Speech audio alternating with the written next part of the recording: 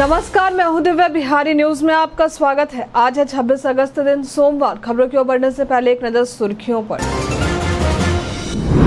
आज है कृष्ण जन्माष्टमी, जाने कब है शुभ मुहूर्त। अब आधार कार्ड बनवाना और उसमें सुधार करवाना होगा और भी आसान। बिहार के सभी टोल प्लाजा पर कट रहा ऑटोमेटिक ई चालान। बिहार के जिले में 29 अगस्त को लग रहा रोजगार मेला।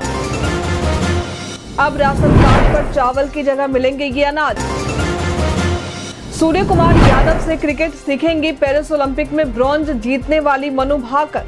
चलिए अब बढ़ते हैं अब तक के 25 बड़ी खबरों की ओर विस्तार से। तकनीकी सहायक तकनीशियन बी समेत कई पदों पर निकली भर्ती।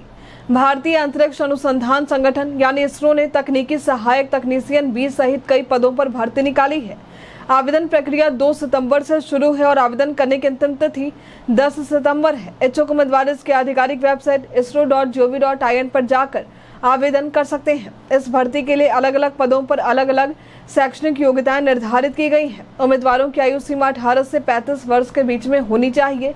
भर्ती से संबंधित सटीक और अधिक जानकारी के लिए आप इसके आधिकारिक वेबसाइट अधिसूचना को देख सकते हैं। आज है कृष्ण जन्माष्टमी, जाने कब है शुभ मुहूर्त। भाद्रपद मास के कृष्ण पक्ष अष्टमी को भगवान श्री कृष्ण जन्माष्टमी का पर्व मनाया जाता है। इस साल ये पर्व आज के ही दिन मनाया जा रहा। अष्टमी तिथि 26 अगस्त को सुबह 3:39 पर शुरू होगी और 27 अगस्त को सुबह 2:19 पर खत्म हो जाएगी। रोहिणी नक्षत्र 26 अगस्त को दोपहर 3:55 पर शुरू होंगे और 27 अगस्त को दोपहर 3:38 पर समाप्त हो जाएंगे। श्री कृष्ण जन्माष्टमी पूजन का शुभ मुहूर्त 26 अगस्त को दोपहर 12 बजे से 27 अगस्त को सुबह 12:44 तक रहेगा। व्रत पारण 27 अगस्त को दोपहर 3:38 के बाद किया जाएगा। आज जन्माष्टमी के शुभ अवसर पर राजधानी पटना में भी धूमधाम से इसे मनाया जा रहा है। इस्कॉन टेम्पल पूरी तरह से सजाया गया है। अब आधार कार्ड बनवाना और उसमें सुधार करवाना होगा और भी आसान। अब बड़ी ही आसानी से आधार कार्ड बनवाना और उसमें सुधार करवा सकेंगे। डाक विभाग ने हर ब्लॉक में आधार पॉइंट खोलने का फैसला लिया है, जिससे राज्य भर में आधार पॉइंट की संख्या 903 हो जाएगी। फिलहाल प्रदेश में 403 आधार पॉइंट हैं, जिनमें 500 नए जोड़े जाएंगे। ये काम 30 सितंबर तक पूरा होगा। मुख्य post master general Anil Kumar ने जानकारी दी है कि आधार संबंधी सुविधाओं को बेहतर बनाने के लिए पॉइंट की संख्या बढ़ाई गई है। साथ ही मोबाइल किट की संख्या 32 से बढ़ाकर 72 कर दी गई है, जिससे कैंप लगाना आसान होगा। सरकारी और निजी स्कूलों में प्रतिदिन 100 बच्चों का आधार बनवाया जाएगा। इसके अलावा राज्य भर में 534 प्रखंडों के सरकारी स्कूलों में आधार पंजीयन केंद्र संचालित किए जा रहे हैं। अब तक 1.5 लाख से अधिक आधार कार्ड बनाए जा चुके हैं और आधार कार्ड वाले बच्चों को FLN और LEP किट वितरित की जा रही है। बिहार पर्यटन में आज हम बात करेंगे पश्चिमी चंपारण के बारे में। ये बिहार का एक जिला है जो नेपाल की सीमा से सटा हुआ है। इस जिले में एक से बढ़कर एक धार्मिक पर्यटन स्थल, ऐतिहासिक स्थल और कई एडवेंचर जैसी चीजें जो प्राकृतिक खूबसूरती की छटा बिखेरती हैं, आपको देखने को मिल जाएंगी। इसमें वाल्मीकि टाइगर रिजर्व, वाल्मीकि आश्रम, त्रिवेणी संगम और बावनगढ़ी, भिखना ठोरी, बेतरवा आश्रम, नंदनगढ़, चानकीगढ़ और लौरिया का अशोक स्तंभ, सुमेश्वर का किला, पक्षी विहार आदि शामिल हैं। यदि आप कभी पश्चिम चंपारण जाते हैं तो इन जगहों पर घूम सकते हैं।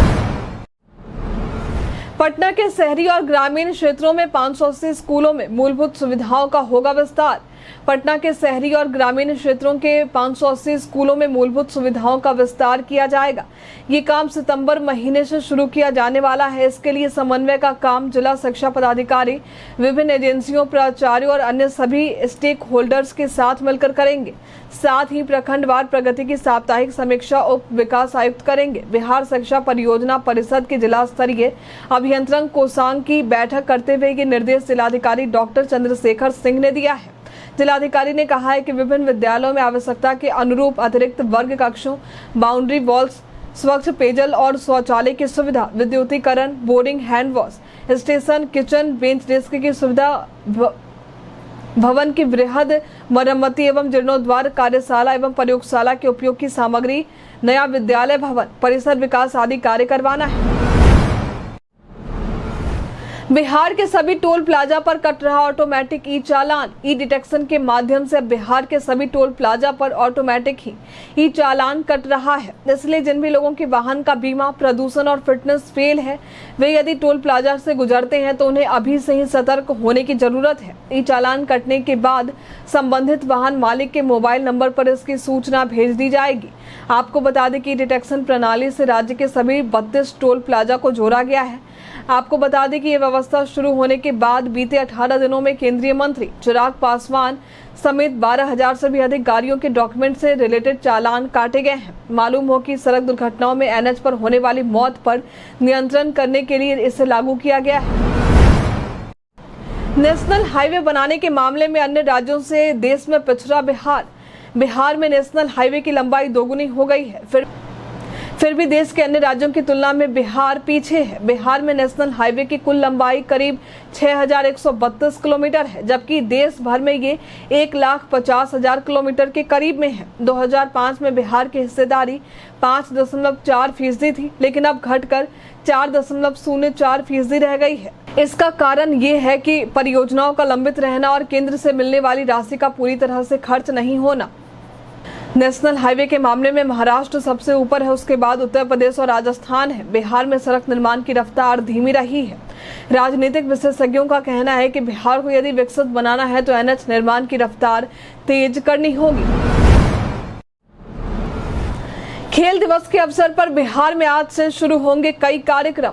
राष्ट्रीय खेल दिवस के अवसर पर बिहार में कई कार्यक्रम आयोजित किए जाएंगे, जो 26 से 31 अगस्त तक चलेंगे। बिहार राज्य खेल प्राधिकरण यानी BSSA और राज्य सरकार के खेल विभाग द्वारा इस इवेंट की योजना बनाई गई है। शुरुआत में सभी 38 जिलों में डिस्ट्रिक्ट लेवल स्कूल गेम्स होंगे और विजेता स्टेट लेवल में भाग लेंगे। इसके अलावा बिहार में पहली बार वॉलीबॉल स्टेट लीग और Bihar state divisional e sports championship का आयोजन होगा। इसके अलावा खेल दिवस पर राजगीर स्पोर्ट्स कॉम्प्लेक्स का उद्घाटन होगा, जो 23 खेल विधाओं के लिए एक हाई परफॉर्मेंस सेंटर होगा। साथ ही खेल सम्मान समारोह में नेशनल और इंटरनेशनल स्तर पर मेडल जीतने वाले एथलीटों को सम्मानित किया जाएगा। राजगीर खेल अकेडमी और बिहार के पहले हॉकी एस्ट्रोटर्फ का उद्घाटन भी होगा, जिसमें भारतीय महिला हॉकी टीम का प्रदर्शनी मैच होगा। स्पोर्ट्स डिस्कवरी डे का आयोजन भी होगा, जिसमें बिहार के अनाथालयों से 200 से अधिक बच्चे भाग लेंगे।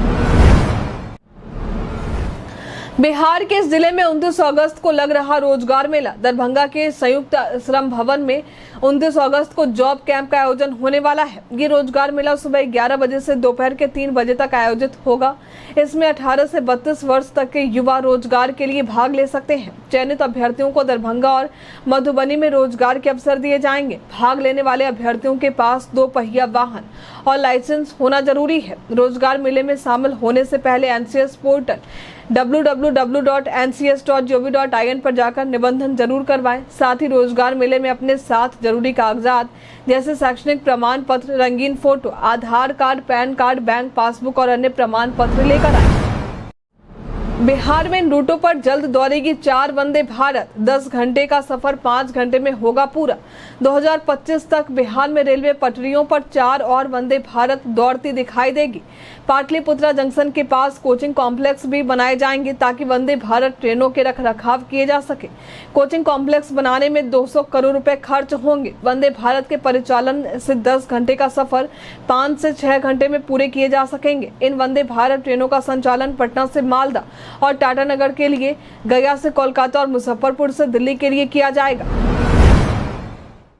अब राशन कार्ड पर चावल की जगह मिलेंगे ये अनाज। केंद्र सरकार भारत में गरीब, दलित और महिलाओं के लिए कई योजनाएं चला रही है। केंद्र सरकार 80 करोड़ लोगों को फ्री राशन उपलब्ध करवा रही है, जिसमें चावल प्रमुख रूप से शामिल है। अब सरकार इस योजना में बदलाव करने जा रही है। चावल की जगह राशन कार्ड धारकों को गेहूं, दालें, चना, चीनी, नमक, सरसों का तेल, आटा, सोयाबीन और मसाले दिए जाएंगे। ये कदम महंगाई और बढ़ते खर्चों को ध्यान में रखते हुए उठाया गया है।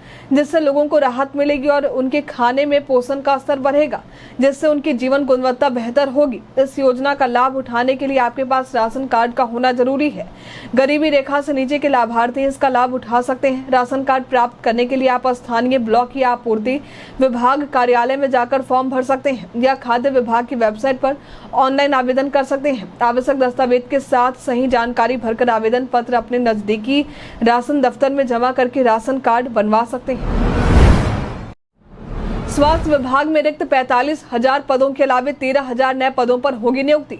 स्वास्थ्य विभाग ने रिक्त 45,000 पदों के अतिरिक्त राष्ट्रीय स्वास्थ्य मिशन यानी NHM के तहत 13,000 नई नियुक्तियों की प्रक्रिया शुरू कर दी है। स्वास्थ्य मंत्री मंगल पांडे की समीक्षा और निर्देशों के आधार पर विभाग ने इस दिशा में काम करना प्रारंभ किया है। अगले महीने तक इन रिक्तियों का आकलन कर बहाली संबंधी आदेश जारी किए जाएंगे। इन नियुक्तियों में आयुष डॉक्टर, मेडिकल अफसर, स्टाफ नर्स, ANM, लैब तकनीशियन, ऑप्थाल्मिक सहायक, लॉजिस्टिक मैनेजर, ब्लॉक अकाउंटेंट और प्रखंड सामुदायिक उत्प्रेरक जैसे पद शामिल हैं। अक्टूबर-नवंबर 2024 तक इन पदों पर नियुक्तियों की योजना है ताकि जनता को बेहतर स्वास्थ्य सेवाएं मिल सके।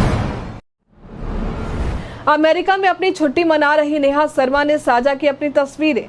बिहार से अपना संबंध रखने वाली नेहा शर्मा इन दिनों अमेरिका घूमने निकली हैं। अमेरिका में अपने छुट्टी मनाते हुए उन्होंने कई तस्वीरें और वीडियोज साझा किए हैं। इन तस्वीरों में नेहा बहुत ही खूबसूरत लग रही हैं और कैंडल बुझाती नजर आ रही हैं। कई तस्वीरों को शेयर करने के साथ ही उन्होंने कई मजेदार कैप्शन भी दिए हैं। एक कैप्शन में उन्होंने लिखा है कि मुझे लगता है कि मैं जीवन का जश्न मना रही हूँ। एक तस्वीर में अपने भतीजे के साथ वे एंजॉय करती दिखाई दे रही हैं।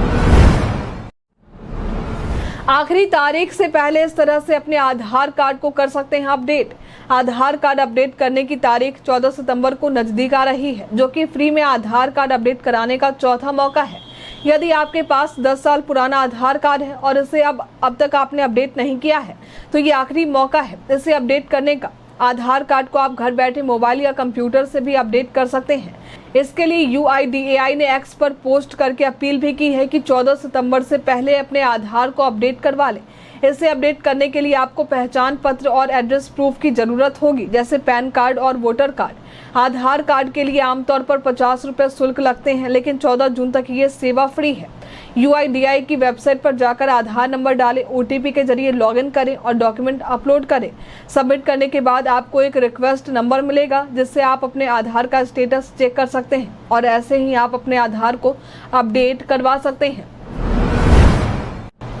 बिहार के उदय कुमार ने बैसाखी के सहारे अफ्रीका की सबसे ऊंची चोटी पर फहराया तिरंगा। बिहार के रहने वाले दिव्यांग उदय कुमार ने बैसाखी का सहारा लेकर अफ्रीका की सबसे ऊंची चोटी किलिमंजारो पर तिरंगा फहराकर प्रदेश को गौरवान्वित किया है। 19,341 फीट ऊंची इस चोटी पर चढ़ाई करते समय उन्होंने भारतीय ध्वज फहराया और इसके साथ ही इतिहास रचा। 2015 में एक रेल दुर्घटना में इनका एक पैर कट गया था, फिर भी इन्होंने हार नहीं मानी।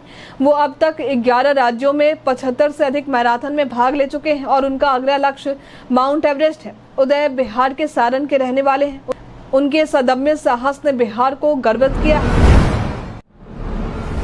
बिहार के जिलों में बारिश को लेकर अलर्ट जारी। आज एक बार फिर से प्रदेश में कई जिलों में मौसम विभाग ने बारिश को लेकर अलर्ट जारी किया है। राज्य के उत्तर पश्चिम और दक्षिण भागों में 1-2 स्थानों पर मेघ गर्जन और वज्रपात होने की संभावना जताई गई है। वहीं समस्तीपुर, बेगूसराय, औरंगाबाद, गया और नवादा में 1-2 स्थानों पर भारी वर्षा को लेकर येलो अलर्ट जारी किया गया है। आज प्रदेश में अधिकतम तापमान 32 से 34 डिग्री और कुछ जगहों पर 34 से 36 डिग्री रहने की बात कही गई है।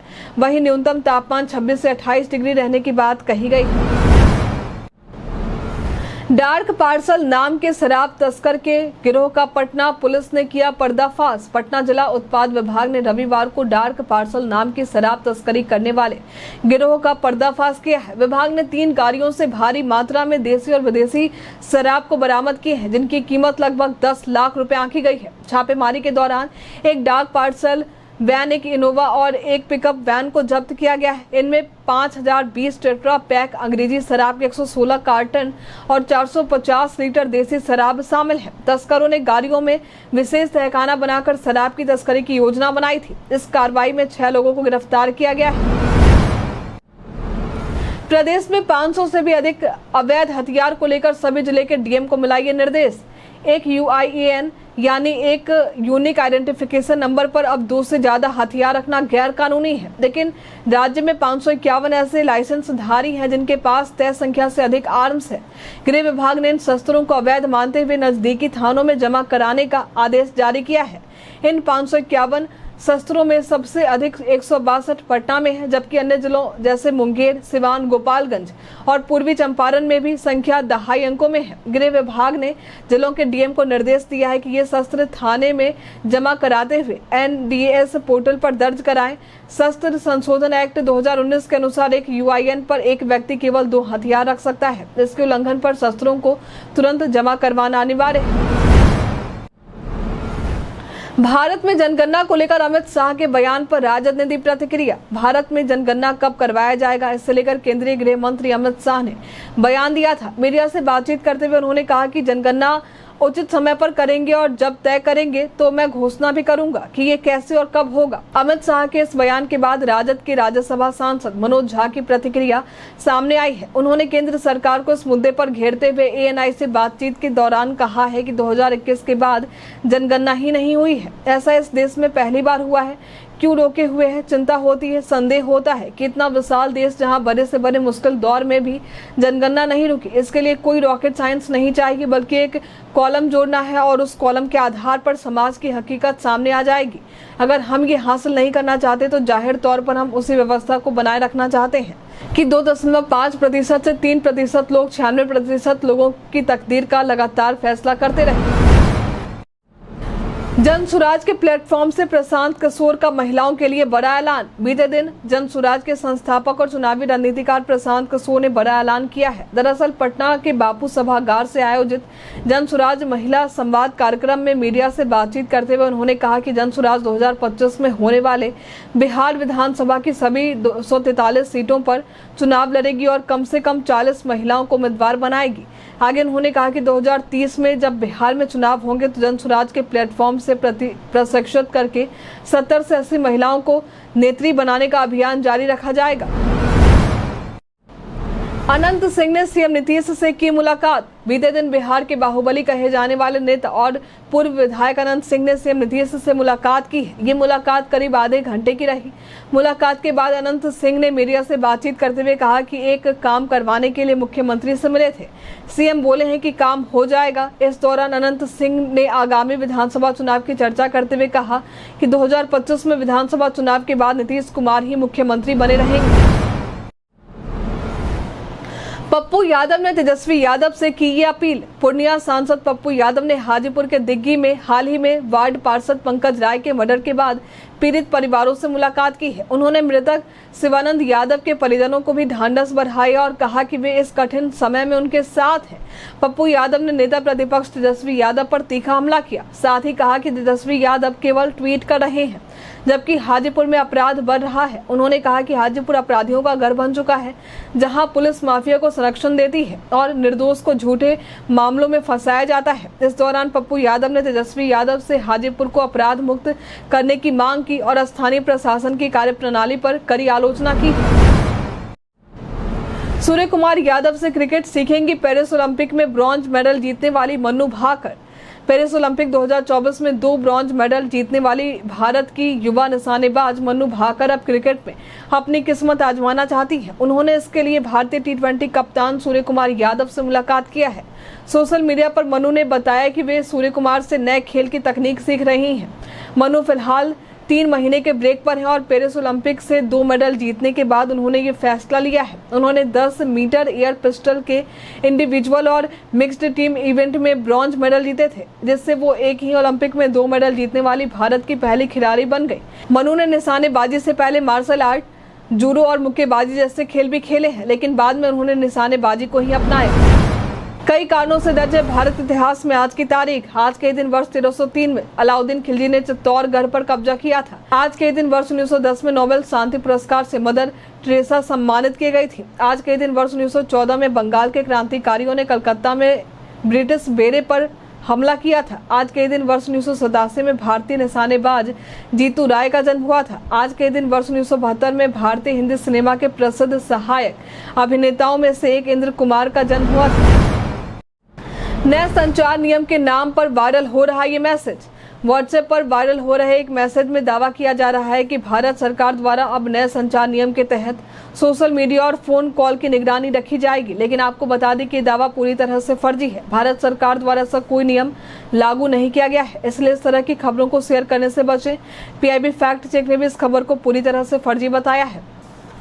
हम प्रतिदिन आपसे 5 ऐसे जरूरी सवाल पूछेंगे, उसके जवाब बताएंगे जो कि बीपीएससी, बिहार पुलिस दरोगा समेत एसएससी जैसे अन्य प्रतियोगी परीक्षाओं में काम आएंगे। सवाल इतिहास, बिहार स्पेशल, विज्ञान, करंट अफेयर्स और भूगोल से रहेंगे।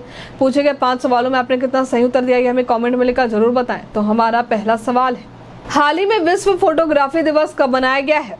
ऑप्शन ए 19 अगस्त, ऑप्शन बी है 18 अगस्त, ऑप्शन सी है 16 अगस्त, ऑप्शन डी है 15 अगस्त। इसका सही उत्तर है 19 अगस्त। हाल ही में भारत और किस देश के बीच यात्री नौका सेवा फिर शुरू हुई है? ऑप्शन है श्रीलंका, ऑप्शन बी है मालदीव, ऑप्शन सी है चीन, ऑप्शन डी है बांग्लादेश। इसका सही उत्तर है श्रीलंका। हाल ही में किस देश की विदेश मंत्री आरजू राणा देउबा 5 दिवसीय भारत की यात्रा पर आई हैं? ऑप्शन ए है नेपाल, ऑप्शन बी है भूटान, ऑप्शन सी है म्यांमार, ऑप्शन डी है चीन। इसका सही उत्तर है नेपाल। उत्तर से दक्षिण तक बिहार राज्य की अधिकतम लंबाई क्या है? Option A 320 kilometre, option B 344 kilometre, option C 362 kilometre, option D 372 kilometre. इसका सही उत्तर है 344 किलोमीटर। बिहार का आर्थिक आधार क्या है? ऑप्शन ए कृषि, ऑप्शन बी उद्योग, ऑप्शन सी है पर्यटन, ऑप्शन डी है खदान। इसका सही उत्तर है कृषि। बीते दिन हमारे द्वारा पूछे गए सवाल का आप लोगों में से बहुत सारे लोगों ने अपना जवाब हमें हमारे कमेंट सेक्शन बॉक्स में लेकर दिया था। जिन्होंने हमारे द्वारा पूछे गए सवाल का जवाब, जिनके नाम है राकेश मिश्रा, जीतो कुमार गिरी, विनय राज, सोनलाल प्रसाद, उमेश ऋषिदेव, अब्दुल मनन, जितेंद्र ठाकुर, पंकज कुमार दास, राजकिशोर महतो, मोतीलाल कुमार, नुन्नू गोलू कुमार, मुकेश कुमार, शैलेश यादव। इसके साथ ही बढ़ते हैं आज के सवाल की ओर। आज का सवाल है, प्रशांत किशोर ने महिलाओं को राजनीति में बढ़ चढ़कर भाग लेने का मौका दिया है, इस पर आपकी क्या राय है? आप अपना जवाब हमें हमारे कमेंट सेक्शन बॉक्स में लिखकर जरूर बताएं। आज के लिए इतना ही। बिहार के तमाम खबरों के साथ बने रहने के लिए देखते रहे बिहारी न्यूज। और साथ ही अगर आप यूट्यूब से देख रहे हैं तो चैनल को लाइक करना, सब्सक्राइब करना। अगर आप फेसबुक से देख रहे हैं तो पेज को फॉलो करना ना भूलें। धन्यवाद।